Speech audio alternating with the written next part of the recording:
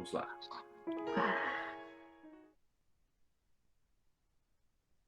Boa noite a todos, sejam bem-vindos de volta ao nosso canal.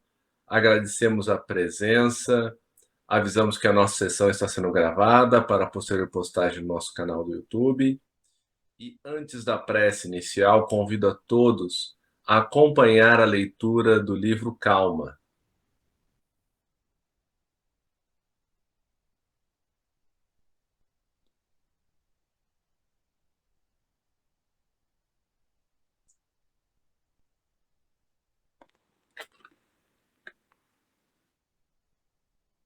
Deixa eu compartilhar a minha tela também.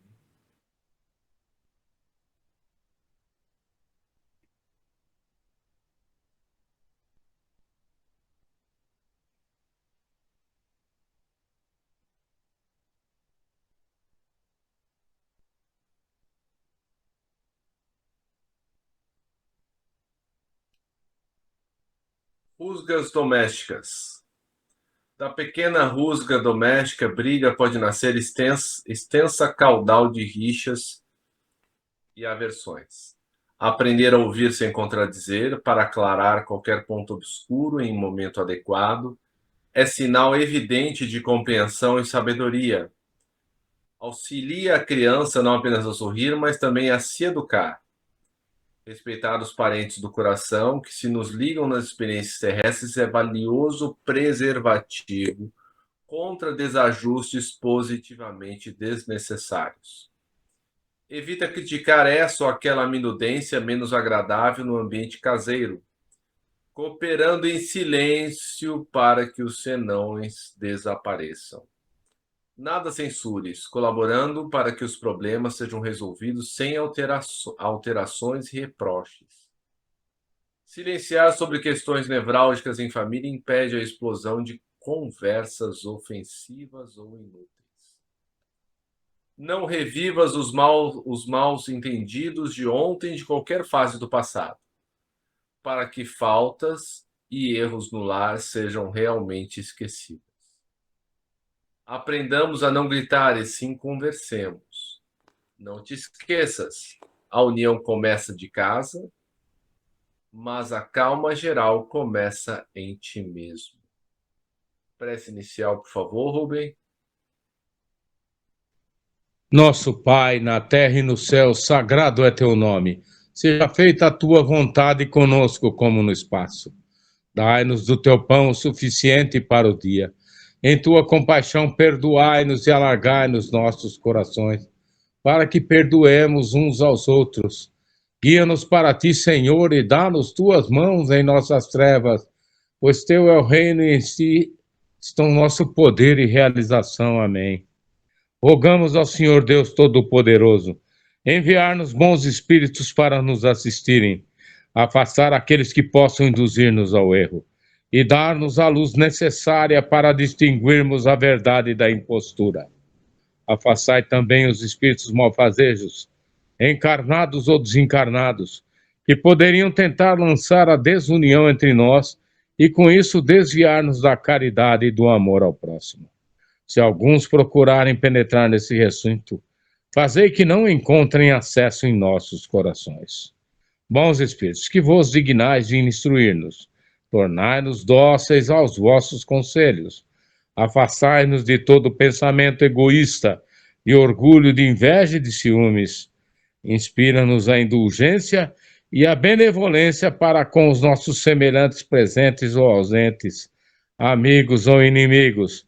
Fazei, enfim, que pelos sentimentos que nos animarem, possamos reconhecer a vossa salutar influência. Dai aos médiuns que encarregardes de nos transmitir os vossos ensinamentos a consciência da santidade do mandato que lhes é confiado e da gravidade do ato que vão praticar, a fim de que o façam com o fervor e o recolhimento necessários. Se estiverem entre nós pessoas que foram atraídas por outros sentimentos, que não o do bem, abre seus olhos à luz, Senhor, e perdoai-as como nós as perdoamos, se vieram com intenções malfazejas. Pedimos especialmente aos sagrados Espíritos da Luz, aos nossos guias espirituais, para nos assistirem e velarem por nós neste ato. Assim seja. Amém. Obrigado, Rubem. Meninas, que vamos ler hoje? Rosinha? Oi, você escolhe? Quer Aqui escolher? do Livro dos Espíritos, Gozo dos Bens Terrestres, questão 711.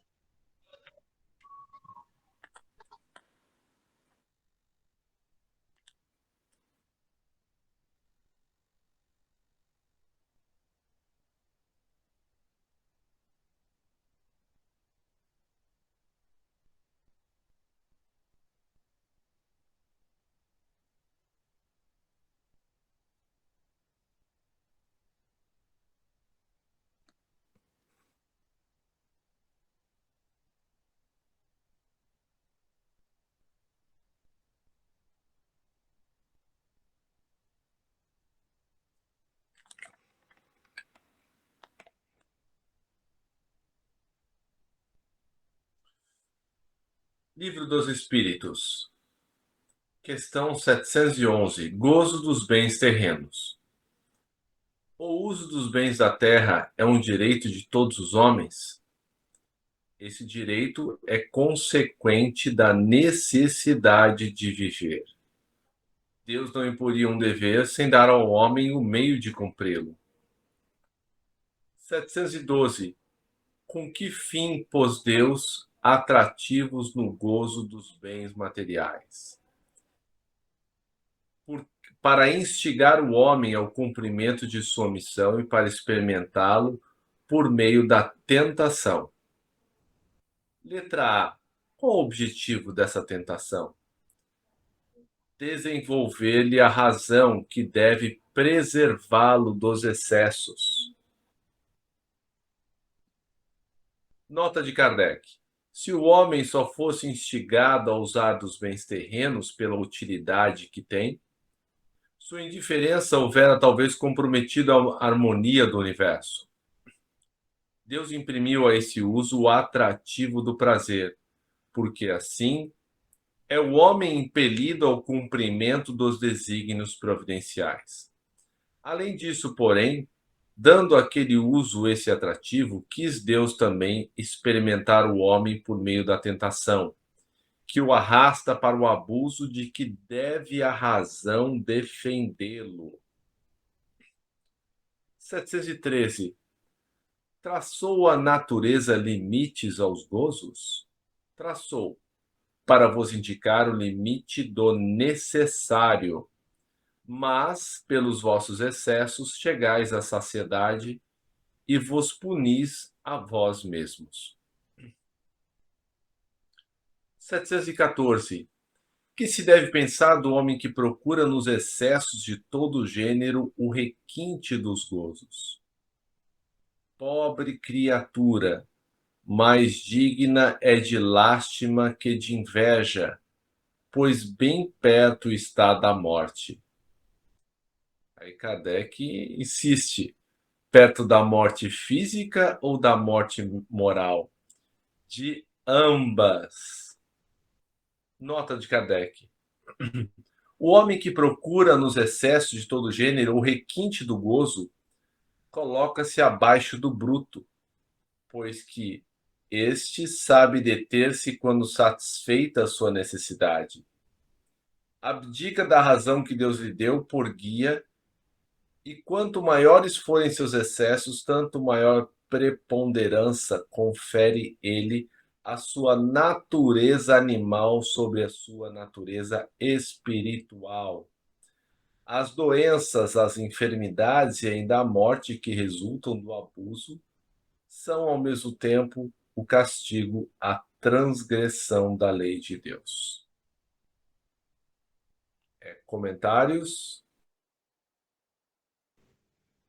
Podemos dizer, né, Fred, que o ser humano ele tem que se ater as duas questões assim primordiais, que é a moderação e a prudência, não, meu irmão? Tudo que for além desses conceitos é excesso. E excesso não é bem visto pelas leis divinas, não, meu irmão? Obrigado. Rosinha, Rosângela, querem falar, acrescentar alguma coisa? Não, Fred. Não, Nós obrigada. podemos, imagina, nós podemos dizer também, né, que na literatura espírita nós encontramos aí uma série de relatos nos livros espíritas que todos os excessos eles prejudicam, além de prejudicar o nosso corpo físico, né, que nós podemos ser chamados, né, a responder como suicídio indireto, né, como no caso do André Luiz, né, no livro Nosso Lar, quando ele desencarna, ele é chamado de suicida, né, mas ele questiona, mas eu não me suicidei. Mas pelos hábitos que ele nutria, né, com relação aos excessos na bebida e outras coisas, né, ele foi prejudicando, né, o seu corpo, né? Então toda a nossa conduta que diminui o nosso tempo de vida na Terra, nós teremos que responder por elas, né? Então, cada cigarro que nos tira aproximadamente 15 minutos de vida, né, vai ser contabilizado, né? E às vezes nós escutamos, né, das pessoas falarem: "Ah, ele fumou 90 anos e, né, não morreu nem por causa do cigarro". Mas ao agredir o seu corpo físico, ele também criou uma sequela no seu corpo espiritual, no seu perispírito. Então pode ser que numa outra reencarnação, essa pessoa venha com problemas pulmonares, né, devido a essa lesão, né? Essa parte eu acho bem interessante, né? Então, Deus nos colocou, né, as coisas da terra, as coisas materiais, para que, num sentido, também pudéssemos aproveitar, extrair prazer delas, né? Justamente para que usemos a nossa razão para que do uso delas não sobrevenha excessos, né?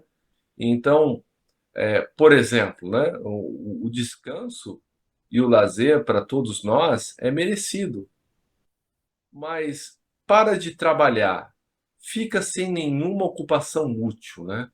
Vive na praia sem fazer nada, você vai se entediar, porque nós somos criados para o trabalho. E digo trabalho não é só para ganhar dinheiro, mas em termos de ocupação útil, todos nós necessitamos disso para termos uma existência aqui na Terra minimamente feliz. E essa parte seguinte do necessário e do supérfluo é muito interessante. Então, eu vou pedir licença aos meus amigos para continuar a leitura. Necessário e supérfluo, já que nós nos debatemos tanto sobre isso, né? O que é necessário para um é supérfluo para outro e vice-versa. 715. Como pode o homem conhecer o limite do necessário? Essa pergunta é muito atual. Aquele que é ponderado conhece por intuição. Muitos só chegam a conhecê-lo por experiência e à sua própria custa. 716. Mediante a organização que nos deu, nos traçou a natureza o limite de nossas necessidades? Sem dúvida, mas o homem insaciável. Por meio da organização que lhe deu, a natureza lhe traçou o limite das necessidades. Porém, os vícios lhe alteraram a constituição e lhe criaram necessidades que não são reais. Ou seja, né, do que nós precisamos para viver, que geralmente é muito pouco, esses nossos desvios, esses nossos vícios vão gerando necessidades, né? E claro, né, a mídia explora isso, o consumismo, etc. 717. O que se há de pensar dos que assambarcam, abraçam os bens da terra para se proporcionarem o supérfluo, com prejuízo daqueles a quem falta o necessário, né? Há uma frase que eu gosto muito que o mal é o bem só para mim.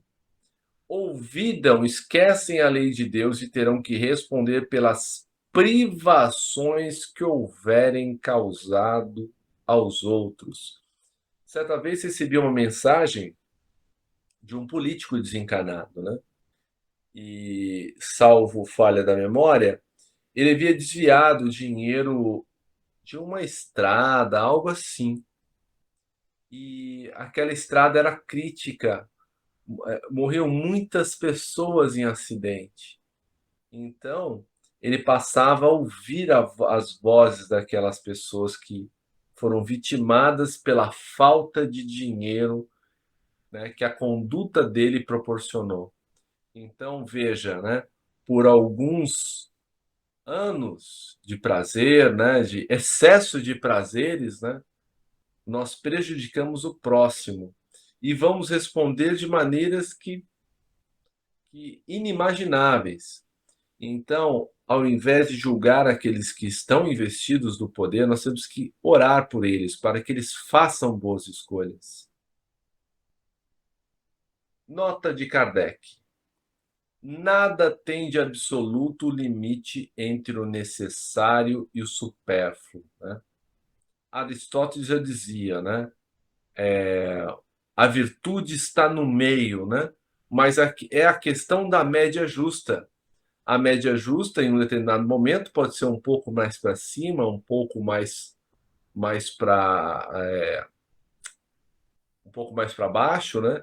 A civilização criou necessidades que o selvagem desconhece. E os espíritos que ditaram os preceitos acima não pretendem que o homem civilizado deva viver com o selvagem. Ou seja, né, nós não precisamos abandonar tudo, todo o conforto que desfrutamos, né, para viver no meio do mato né, como um selvagem. Né? Tudo é relativo, cabendo à razão regrar as coisas. A civilização desenvolve o senso moral e, ao mesmo tempo, o sentimento de caridade, que leva os homens a se prestarem mútuo apoio. Os que vivem à custa das privações dos outros exploram em seu proveito os benefícios da civilização. Desta tem apenas o verniz, como muitos há que da religião só tem a máscara. A explicação de Kardec é excelente. Abro aqui para vocês fazerem as suas colocações. Fred, é uma malversação do dinheiro público, né? Gera uma cadeia sucessiva de eventos que pode levar os espíritos, os encarnados que causaram, né, esses eventos, vão pagar muito caro nas encarnações futuras, né? Isso nós temos esse conhecimento através das revelações, né?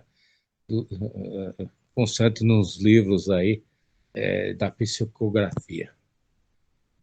Mas a realidade que nós vivemos, né?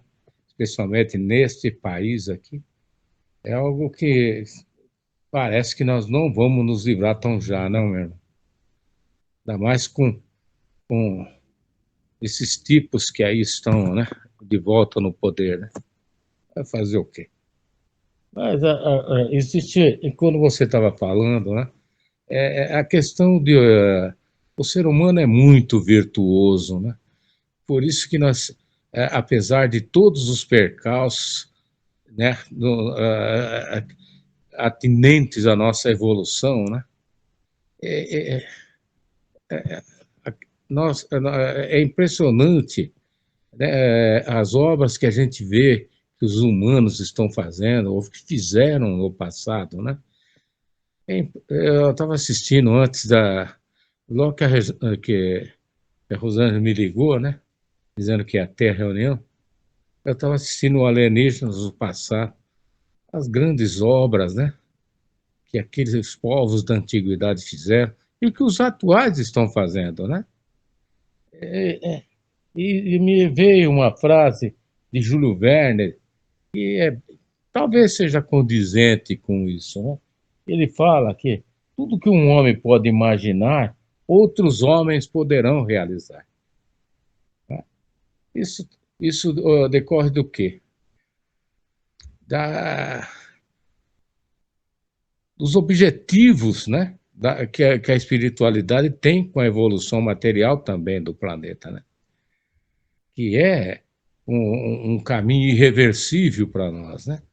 Se nós tivéssemos aí, às vezes eu até falo isso para os meus amigos, se, os, se nós tivéssemos dado atenção às invenções do Tesla, né, os ensinamentos do Nikola Tesla, nós estaríamos já talvez até saltando pelas estrelas aí. Né? Mas o dinheiro falou mais alto, né? O interesse, né? A ganância, né? O egoísmo, né? Que não permitiram que esses desenvolvimentos, que essas informações que ele obtinha dos arquivos akáshicos, né, como se fala entre os hindus, teriam sido de grande valia para a nossa evolução, né, meu irmão? Talvez não houvesse tanta necessidade de sermos tão gananciosos, né? Porque nós teríamos tudo à mão, né? E de forma gratuita, não, meu irmão? Obrigado. Por nada, Rubem. Mas a ganância é inerente em todos nós, né? Alguns têm mais, outros têm menos, e eu dou graças a Deus que as minhas possibilidades financeiras, de poder, sejam sejam mais restritas nessa vida. Não me falta o essencial, vivo bem, vivo com conforto, eu e minha família, mas muitas vezes eu vejo esses homens poderosos, né, que não só dinheiro, mas poder, e eu vejo que como é fácil escorregar nessa estrada, né?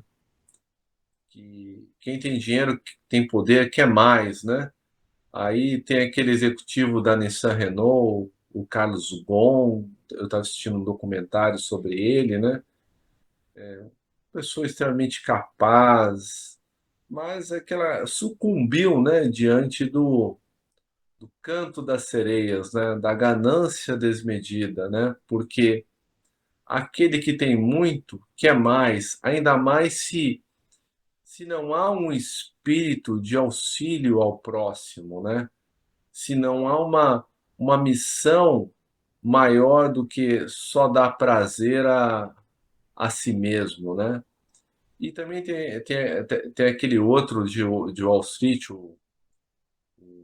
acho que é o Maddox, teve a maior corretora de valores, né, de Wall Street, que pegou bilhões de dólares das pessoas para investimento, num esquema Ponzi, né? E tudo isso está motivado pelo quê? Pela ganância, né? Ele até fez uma tentativa de parar, mas as pessoas ligavam para ele, falando: não, eu quero investir meu dinheiro com você. E aí ele viu que não tinha jeito, né? Queria ter que continuar investindo o dinheiro das pessoas. Então veja, um misto da ganância dele com a ganância das pessoas, né? E aqui nós vemos que as pirâmides aqui no Brasil também se multiplicam, né? Porque as pessoas querem ganhar sempre mais, né? E daí se perdem, infelizmente, nisso, né? Aqueles que manipulam se perdem, porque depois que começam é impossível parar, né? Não conseguem parar. E aqueles que investem também querem mais, fazem empréstimos, vendem bens, e daí se afundam, né? E daí, quando nós vemos aquela outra parte do Evangelho que fala das causas atuais, né, dos infortúnios, a gente vê que a culpa é sempre essencialmente nossa. Nós que nos deixamos levar pelo canto das sereias, né? E não dá nem para colocar a culpa nos obsessores, né? Nós somos muitas vezes tão hábeis em nos auto-prejudicar, em nos prejudicar a nós mesmos, que os obsessores simplesmente eles sentam na arquibancada e observam, porque não, muitas vezes não é nem necessário o concurso deles, né? Eles só aguardam. Então, daí nós vemos que quando Kardec pergunta aos espíritos, né, quais são as condições para a felicidade relativa na Terra, né, como mundo de provas e expiações, os espíritos respondem três coisas, né? A posse do necessário, não é nem do supérfluo, hein? A posse do necessário, né? A consciência tranquila, né? Que seria não lesar a ninguém, né? Não prejudicar a ninguém, e a fé no futuro, que dias melhores virão. Quer fazer um comentário final? Não, Fred, nós já explanamos mais do que o suficiente, não, meu irmão, a respeito da temática. Muito bom. Perfeito. Esse tema é muito, muito instigante. Então, meus amigos, vamos passar então para a última parte do nosso evangelho, aquela parte que nós tentamos retribuir com o pouco que temos das nossas possibilidades por aqueles que sofrem mais do que nós, aqueles que não conheceram Jesus, não conheceram uma religião, não conheceram o espiritismo e se veem aí enredados, né, nas teias das decepções, do sofrimento, né, como os nossos irmãos desencarnados, principalmente aqueles que saíram da vida física pela porta do suicídio, né, como o Fred, a Verena, a Juliana, a Gabriele, o Alain, o Bruno e tantos outros. E façamos também uma vibração especial pelas suas famílias, pois sabemos que o suicídio deixa atrás de si um rastro de incompreensão, de mágoas, de tristeza, destrói famílias, infelizmente. E não poderíamos esquecer de aqui fazer uma vibração também por todos os encarnados em processos de graves obsessões, tanto por eles, mas principalmente pelos seus obsessores, que nada mais são do que os irmãos que se sentiram prejudicados e, pela lei de causa e efeito, são novamente ligados aos seus algozes, né? Muitos desses irmãos, de vítima, passam a algozes, e aí aquele que prejudicou se sente prejudicado e invertem-se os papéis, e às vezes eles ficam nessa em centenas de anos, né? Que esses irmãos obsessores possam ser convidados, né, a melhor avaliar a situação, que não perdoar, seguir em frente com os processos de vingança, é se autocondenar a uma miséria que nunca acaba. Que esses irmãos possam ser convencidos a seguir adiante, ainda que o perdão lhe seja difícil. Vibremos também pelos nossos irmãos que detêm o poder na terra, que todos esses homens e mulheres possam fazer melhores escolhas no planeta, fazendo cessar as guerras, estabelecendo a paz, tomando decisões que possam ajudar os que mais precisam. Vivemos ainda pelos centros espíritas, pelas igrejas, templos, seitas de quaisquer natureza, pelos indivíduos que anonimamente fazem a caridade, servindo de exemplo que os jornais não divulgam. E, por fim, que peçamos a Jesus que nos fortaleça no caminho do bem, para que possamos cumprir com coragem, com determinação, a nossa parte. Fazendo assim, a pequena obra que Jesus nos pediu que fizéssemos em nome dele, com as nossas pequenas possibilidades, fazendo assim um reino de regeneração, o reino que ele nos prometeu, mas que começa no coração de cada um de nós, com os nossos esforços diários, constantes, para dominar as nossas más tendências, contentando-se com o necessário, entendendo que o supérfluo é uma ilusão, que todo o mal que fazemos para manter por tão breves anos um pouco de felicidade, da felicidade falsa, nada vale em relação à eternidade, pois somos todos espíritos eternos, e o bem ou o mal que fizermos nos será creditado ou debitado no futuro. Que assim seja, graças a Deus. Prece final, Rubem, por favor. Agradecemos aos bons espíritos que vieram comunicar-se conosco. Pedimos que nos ajudem a pôr em prática as instruções que nos deram. E façam que cada um de nós, ao sair daqui, esteja fortificado na prática do bem e do amor ao próximo. Desejamos igualmente que essas lições sejam proveitosas para os espíritos sofredores, ignorantes ou viciosos, que puderam assistir a esta reunião e para os quais suplicamos a misericórdia de Deus. Assim seja. Uma boa noite a todos, que Jesus nos abençoe sempre. Amém. Amém. Deus abençoe a todos. Boa noite, gente. Obrigado.